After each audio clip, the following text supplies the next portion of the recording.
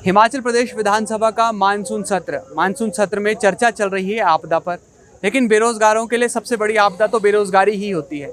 बेरोजगारी आपदा इसलिए क्योंकि जिन बेरोजगारों को अब नौकरी पाकर या तो किसी सरकारी कार्यालय में बैठना चाहिए था या फिर आने वाले किसी पेपर के लिए तैयारी कर रही होनी चाहिए थी, वो इस समय यहाँ पर हिमाचल प्रदेश विधानसभा का घेराव करने के लिए आए हैं। हालांकि ये बात अलग है कि पुलिस प्रशासन ने इन्हें हिमाचल प्रदेश विधानसभा से करीब 1 से 1.5 किलोमीटर की दूरी पर पहले ही रोक दिया है। अब यहाँ पर आप देखेंगे इनके बैनर पर आपको साफ तौर पर ये लिखा नजर आएगा कि जिन पोस्ट कोड में विजिलेंस की इंक्वायरी चल रही है उसका सरकार रिजल्ट डिक्लेयर कर दे और प्रोविजनल ज्वाइनिंग दे दे। तर्क ये है कि अगर इसमें कोई गड़बड़ी बाद में पाई जाती है तो सरकार अपने स्तर पर जांच करे और उसके बाद अगर कोई गलत पाया जाता है तो उसके खिलाफ कार्रवाई की जाए। सही कहा सर मैंने, ऐसा ही आप लोग चाह रहे हैं? जी सर। क्या नाम है आपका पहले मेरा बताइए? नाम पुष्पराज है। पुष्पराज जी, अब यहाँ पर आपको तो किसी सरकारी कार्यालय में जाकर सेवाएं दे रही होनी चाहिए थी या फिर लाइब्रेरी में पढ़ाई करना था, तो अब ये यहाँ पर क्यों बैठे हैं, क्या मांग कर रहे हैं? सर देखो, जो सीएम साहब ने हमारा बोर्ड बंद किया उससे तो हमें ठीक था कि अच्छा है कि इन्होंने बोर्ड बंद किया, इसमें भ्रष्टाचार हो रहा था। लेकिन उन्होंने हमारे साथ बोले कि 15 दिन बाद कुछ कर देंगे, 60 दिन बाद हम आपकी भर्तियां कंटिन्यू कर देंगे। अब 9 महीने बाद भी उन्होंने सिर्फ घोषणा करी है कि आपका बोर्ड हम खोल रहे हैं। वो भी कब तक खोलेगा उसका भी स्टाफ वगैरह कब तक बैठेगा उसका भी कोई पता नहीं है सर। और हम पिछले इतने 3 सालों से हम संघर्ष में ही हैं, ना हमारा रिजल्ट निकाला जा रहा है, ना कोई आगे का कुछ हमें बताया जा रहा है कि हमारे लिए क्या कर रही है सरकार, कुछ भी नहीं बताया जा रहा है सर। अच्छा, हमें बताया गया कि आप लोगों ने कोई आरटीआई ली और आरटीआई में बताया गया कि कितने कोड्स थे। अच्छा, आपके पास, इनके पास वो आरटीआई है कि अच्छा कितने कोड्स है आपके विजिलेंस जांच के तहत आ रहे हैं जो? सर मेरा नाम आशीष चौहान है और विजिलेंस के दायरे में अभी 13 पोस्ट कोड हैं और जो इंक्वायरी की रिपोर्ट आई है अभी तो उसमें ये पाया गया है कि इन 13 पोस्ट कोड में टोटल 23 एफआईआर अभी तक रजिस्टर्ड हुई है और इन 23 में 6 से 7 वही हैं जो स्टाफ मेंबर हैं, वो हर पोस्ट कोड में रिपीट होते हैं। तो 6-7 मेंबर तो स्टाफ के थे, जैसे आपके उमा जाद हो गए, उनके जो रिलेटिव्स थे, या जितेंद्र कंवर जी हो गए। तो मतलब 23 पोस्ट कोड में अगर देखा जाए, 13 पोस्ट कोड में अगर देखा जाए तो सिर्फ 16 ही एफआईआर रजिस्टर्ड हुई है। अब सर आपको मैं एक चीज़ बताता हूँ कि इस वक्त 15 पोस्ट कोड ऐसे हैं, 15 पोस्ट कोड ऐसे हैं जिनके रिज़ल्ट डिक्लेयर हो चुके हैं। जैसे आप देख रहे हो, ये मतलब ये सब रिज़ल्ट डिक्लेयर हो चुके हैं और इन पे एफआईआर चल रही हुई है। और फिर भी क्या है, यहाँ पे क्या है, रिज़ल्ट डिक्लेयर हो चुके हैं इनके। अब मैं आपको एक और टेबल बताता हूँ, ये विजिलेंस की इंक्वायरी की रिपोर्ट है सर, कोई हमने ये खुद नहीं बनाई। अब सर देखो, ये वो रिपोर्ट है जिसमें ये हमारे 10 पोस्ट कोड ये 3 पीछे हैं, तो इनका सब कुछ हो चुका है, इन पे भी एफआईआर चली हुई है, पर इनका फाइनल रिजल्ट नहीं दे रहे हैं हमें। तो सर अगर इनका फाइनल रिजल्ट नहीं दे पा रहे हैं तो ये जो इन्होंने पीछे ये जितने भी पोस्ट कोड हैं इनके फाइनल रिजल्ट क्यों दे दिए? एफआईआर तो यहाँ पे भी सब पे चल रही है। अच्छा, ये कब के रिजल्ट हैं जो आप दिखा रहे हैं? सर ये रिपोर्ट आज हम लेके आए, ये सारे पोस्ट कोड है, जैसे आपके माइनिंग इंस्पेक्टर है, लैंग्वेज टीचर के हैं, ये सारी भर्तियां इनके रिजल्ट आ चुके हैं। कौन से साल की ये सर बस ये पिछले 2-3 साल में जितने भी 21, 22 के 23 में जितने। तो आप मांग कर रहे हैं कि जिस तरह से इन एग्जाम के रिजल्ट निकाले गए तो आपके एग्जाम्स के भी निकाले जाए? हाँ सर, क्योंकि देखो अच्छा, सर, और अगर कोई गलत पाया गया बाद में तो फिर क्या करे सरकार? सर देखो, हमने तो स्टार्टिंग से हमारी सरकार से यही विनती थी कि सर आप मतलब जो भी दोषी पाया जाता है आप हमें कंडीशनल नियुक्तियां दो। सर यही रास्ता है, अगर सरकार की मंशा है कि हमने रिजल्ट निकालने हैं तो हमें चाहिए कि कंडीशनल नियुक्तियां दो। सर कंडीशनल नियुक्तियां देंगे तो वहाँ पे हम खुद उसमें एफिडेविट जमा करवाएंगे कि कल को अगर हम में से कोई दोषी पाया जाता है तत्काल प्रभाव से हमारी जॉब बर्खास्त कर दी जाए। अब सर आप एक बात सोचो कि सरकार को कितना बेनिफिट है। फॉर एग्जाम्पल, मैंने पेपर खरीदा हुआ है, विजिलेंस इंक्वायरी की रडार में मैं हूँ, 5 साल बाद मैं पकड़ा जाता हूँ और 5 साल बाद मेरी नौकरी चली जाएगी। 5 साल तो सरकार को एक कर्मचारी ने फ्री में दे दिए, कितना पैसा बचा सरकार का, ऊपर से जुर्माना लगेगा वो अलग चीज़ है। तो सर सरकार की तो 10 उंगलियां घी में है। तो मतलब सरकार, और सर एक और बात है, कल मैं और 2 मेरे भाई वहाँ पे बैठे, हम सब मतलब ये सिस्टर भी है, तो हम कल सीएम साहब से मिलने गए। तो सर कल भी सीएम साहब ने बस यही बहाना लगाया कि विजिलेंस की इंक्वायरी चल रही है, हम कर रहे हैं, आपको संयम रखना चाहिए।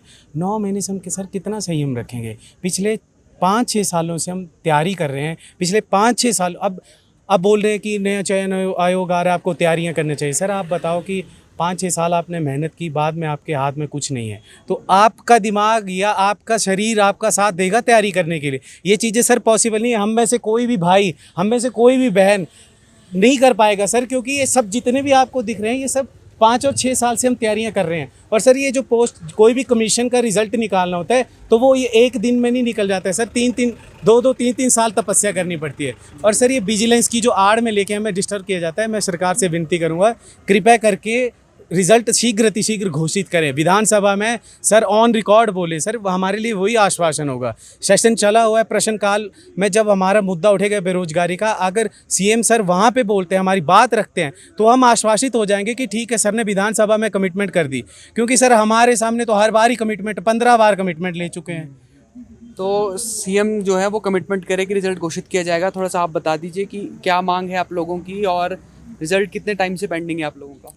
सर रिज़ल्ट अब आप देख लो, 3 साल से तो हम भी वेट कर रहे हैं रिजल्ट्स का। चलो कुछ और रीजंस होंगे, ठीक है। अब ये नया बहाना है कि विजिलेंस में इंक्वायरी चल रही है। अगर 3-4 साल इंक्वायरी चलती है तो सर हम 3-4 साल वेट नहीं कर सकते हैं। अब जो 3 साल पहले हमने तैयारी की है, ठीक है, उस टाइम जो हमारा माइंडसेट था वो आज नहीं है। अब ये इन लोगों को बोले कि आप दोबारा से इलेक्शन लड़ लो, आप दोबारा से जीत के आ जाएंगे वो लोग। वही बात हमारे साथ है कि हम कितनी बार एग्ज़ाम देंगे। 3-3 4-4 पेपर क्लियर करने के बाद अगर हमें सड़कों पे बैठना पड़ रहा है तो फिर क्या फ़ायदा है उस पढ़ाई का। आज हम औरों को ये एग्जाम्पल दे रहे हैं कि देखो पढ़ाई करके ये मिलता है, सड़कों पे बैठना पड़ता है। जिस टाइम पे हमें शायद लाइब्रेरीज़ में पढ़ना चाहिए था, या अभी तक हमें ऑफिसेज़ अलॉट हो चुके होते हैं, हम ऑफिस पे काम करते, आज हम यहाँ पे सड़कों पर बैठे हैं। ठीक है, हमारे साथ निखिल शर्मा हैं और एबीपी लाइव के लिए जाना पहचाना चेहरा है। पहले भी आपको खूब प्यार और सहयोग मिला था आप लोगों का, जो हमने बातचीत की थी। निखिल जी, अब दोबारा आना पड़ा, पहले सचिवालय के बाहर आए, अब विधानसभा के बाहर आए। हमने सुना कि पिछली रात भी यहीं गुजारी आप लोगों ने, तो कितनी परेशानी हो रही है अभी ये बताइए। सर परेशानी तो सर लगभग 1 साल ही हो गया परेशानी का। तो सर 9 महीने से तो सर इसी सरकार के हो गए हैं परेशानी में। 9 महीने में ऐसे कोई दिन या कोई रात नहीं है जिस दिन मतलब हम ये इस टेंशन में नहीं है कि शायद आज कुछ हो जाए, शायद आज को सीएम साहब ऐसा कुछ बोल दें कि हाँ भी हमें आश्वासन, जब भी हम आते हैं आश्वासन तो मेरे बार भी मिला है। अब हम इसको आश्वासन नहीं, हम इसको झूठा आश्वासन नहीं कहेंगे, क्योंकि आश्वासन इतने बार नहीं मिलता कि बार बार आश्वासन। कोई ग्राउंड रियलिटी नहीं है सीएम की सर की बातों की, ना कोई क्रेडिबिलिटी है। आप एक भी उनके जो भी उन्होंने आज तक मीडिया में कहा है हमें आश्वासन दिया है, वो कभी भी ग्राउंड पे वो कभी दिखा नहीं है। आप मीडिया में भी कई बार उनकी वीडियोस देख लेते हैं कि हाँ उन्होंने बोल दिया कि कंडीशनल ज्वाइनिंग दे रहे हैं जी। अखबार में आ जाता है कि सशर्त उनको ज्वाइनिंग दी जा रही है, लेकिन वो कभी रियलिटी बनी नहीं। कल जब मिले मुख्यमंत्री से तो क्या कहा मुख्यमंत्री ने, अब क्या करेंगे? क्योंकि अब तो कह रहे हैं कि नया राज्य आयोग गठन करने जा रहे हैं, कर्मचारी आयोग बनेगा नया, उसके ज़रिए भर्ती होगी। तो कहीं ऐसा तो नहीं कि अब इसे कैंसिल किया जाएगा और दोबारा नए सिरे से आपको नई प्रक्रिया में जाना पड़ेगा? सर इसके बारे में तो उन्होंने कुछ कहा नहीं। जब हमने पेंडिंग रिजल्ट की बात करी, उन्होंने बोला कर रहे हैं। जब हमने मतलब उनको बोला भी कि सर बहुत कम मतलब जैसे उन्होंने बोला कि जिसमें मास लीकेज होगी उसको देखेंगे भाई, बाकी आपके साथ मतलब बाकियों को भी देखते हैं, उन्होंने ऐसा बोला। मैंने कहा सर मास लीकेज को कैसे डिस्क्राइब करेंगे भाई, 1 या 2 बंदे मास कहते, 1-2 बंदे नहीं कैसे 63 बंदे हैं, लेकिन वो किस आधार पे ऐसा बोल सकते हैं? कहाँ है वो 63 बंदे? उन्होंने बोला सब अंदर हैं। कौन है अंदर? सबकी बेल हो चुकी है। मैं एडीजी मैडम अटवाल मैम सब जब हम मिले थे, उन्होंने बोला था कि उमा जाद को 3 केसेस में तो उसको बेल मिली गई है, उन्होंने बाकियों में भी मिल जाएगी। उसके जो बच्चे हैं जो अपने बिजनेस में लगे हुए हैं, कोई टैटू बना रहे, वो उनकी दुकान तो दोबारा चल पड़ी। हमें परेशान किया जा रहा है बिना मतलब के। सच में सर एक रास्ते में आते हुए ना, कल जब मैं आ रहा था सुबह, तो एक हर मतलब जैसे कोई चौक होता है या कोई स्टॉप आता है, उसमें ना बड़े बड़े होर्डिंग्स लगे हुए हैं, नया दौर। तो ये सच में नया दौर आ गया सर। इसमें पहले फॉर्म भरा जाता है, फिर पेपर दिए जाते हैं, उसके बाद रिजल्ट के लिए लटकाया जाता है, फिर आश्वासन मिलता है कि नहीं आ रहे हैं रिजल्ट, आ रहे हैं, बिजनेस के नाम पे आपको हरास किया जाएगा। फिर बोलेंगे अब नया आयोग बन रहा है, उसकी तैयारी करो। और सर कैसे जो यूथ है जो यहाँ पे नहीं है, जिन्होंने हो सकता है वो आगे के पेपरों की तैयारी कर रहे होंगे इस टाइम पे, उनको कैसे आश्वासन देंगे आप कि अगर कल को जो नया आयोग बनेगा उसमें भी अगर ऐसा चीटिंग का केस होता है तो क्या फिर से चयन आयोग बंद कर देंगे, फिर से साल भर बंद कर देंगे? कोई ऐसा पैरामीटर नहीं है। हर एक सरकार में आप कांग्रेस का बोल सकते हैं कि हमारे टाइम पे पेपर लीक नहीं हुए, बोल सकते हैं कोई भी सरकार, हर सरकार में पेपर लीक हुए हैं, लेकिन किसी व्यवस्था को बंद करना ये कोई सोल्यूशन नहीं है। आप सुधार कर सकते थे, आपने सुधार के नाम पे उसको व्यवस्था को ठप कर दिया। ये व्यवस्था परिवर्तन नहीं होता। व्यवस्था परिवर्तन सर जब हम लास्ट टाइम में आश्वासन दिया, हमको बोला कि आपके लिए कानूनी रास्ता देखा जाएगा। हम कानूनी रास्ते का वेट कर रहे थे कि कह रहे फाइल चल रही है। एक ही मीडिया चैनल है मैं नाम नहीं लेना चाहूँगा, उन्होंने बोला कि वो फाइल चल रही है। तो उसके बाद वो फाइल पता नहीं कहाँ गुम गई, वो बोल रहे हैं कि प्रमोद सक्सेना सर आएंगे, वो कानूनी रास्ता निकालेंगे, बच्चों की कुछ बड़ा होने वाला है। हम भी उसको बड़े होने का वेट करते रहे, 2 महीने निकल गए इसी बात में कि अब रिजल्ट आएंगे, अब कंडीशनल ज्वाइनिंग के लिए कुछ होगा। तो वो बोलते हैं कि FSL की कोई रिपोर्ट है, वो आएगी उसके बाद देखेंगे। सर 9 महीने जुंगा सर यहीं है, मेरे साथ चल पड़ो, मैं बता दूं कि हाँ कहाँ है एड्रेस उनका। आपसे किसी एक पोस्ट कोड का ले तो निकाल दो यार, एक पोस्ट कोड का तो पता लगे कि हाँ भी इसमें कितने की, एक पोस्ट कोड में तो 10 बच्चे हैं, एक कल्प्रिट है उसके अंदर, वो आज़ाद है, घूम रहा है, उसका नाम भी वही है। तो बाकी 10 के 10 बंदे CM के सामने लाइव हो जाते हैं सामने, ये लो सर हम कल्प्रिट नहीं है अभी, वो कहते हैं हम करते हैं, फिर भी उनका सर हमारे साथ हर बंदे का ये सेम स्टोरी है। एक 2 एस्पिरेंट की वजह से बस सबको परेशान किया, हज़ारों की संख्या में बच्चे परेशान हैं, हर दिन CM की तरफ उम्मीद से देखते हैं और वो चिल्ल होकर बोलते हैं हाँ हम कर रहे हैं।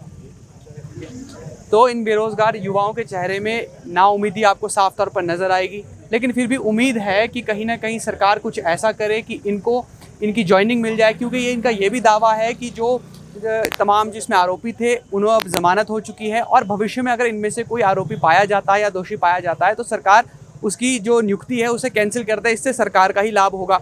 लेकिन अब सवाल ये है कि व्यवस्था परिवर्तन वाली सरकार और नए दौर वाली सरकार क्या इन बेरोजगार युवाओं के बारे में कुछ सुनेगी या फिर नहीं, क्योंकि सत्ता में आने से पहले वादा किया था 5 लाख रोजगार का, पहली ही कैबिनेट में वादा था 1 लाख रोजगार का, ना तो 1 लाख रोजगार मिले और ना ही 5 लाख रोजगार मिलते हुए नजर आ रहे हैं। अब कम से कम सरकार कुछ ऐसा करे कि जिन बच्चों ने पहले पेपर दे दिए हैं, जो अभ्यर्थी पहले से परीक्षा में आए हुए हैं, कम से कम उनका रिजल्ट निकाला जाए, ताकि इस आपदा के बीच इन बेरोजगारों के लिए ये दूसरी आपदा खड़ी ना हो। क्योंकि आप ये अंदाज़ा लगाइए कि जब किसी बच्चे की उम्र 27 से 28 साल हो जाती है तो उस पर घर का कितना दबाव होता है, घर वाले बार बार पढ़ाई छोड़कर कोई प्राइवेट नौकरी करने के लिए कहते हैं। तो इस दबाव के बीच इन बेरोजगारों को यहाँ पर आना पड़ रहा है और ये बेरोजगार खुद को बेरोजगार कहलाना पसंद नहीं करते, क्योंकि अपनी पूरी ज़िंदगी पढ़ाई में बिता दी और पढ़ाई के बाद भी कोई बेरोजगार कहे तो वो कम से कम इन्हें अच्छा नहीं लगता। अब व्यवस्था परिवर्तन वाली सरकार से और नए दौर वाली सरकार से ये उम्मीद है कि वो कम से कम इनकी मांग मान ले और जो ये मांग कर रहे हैं उसे पूरा कर दिया जाए।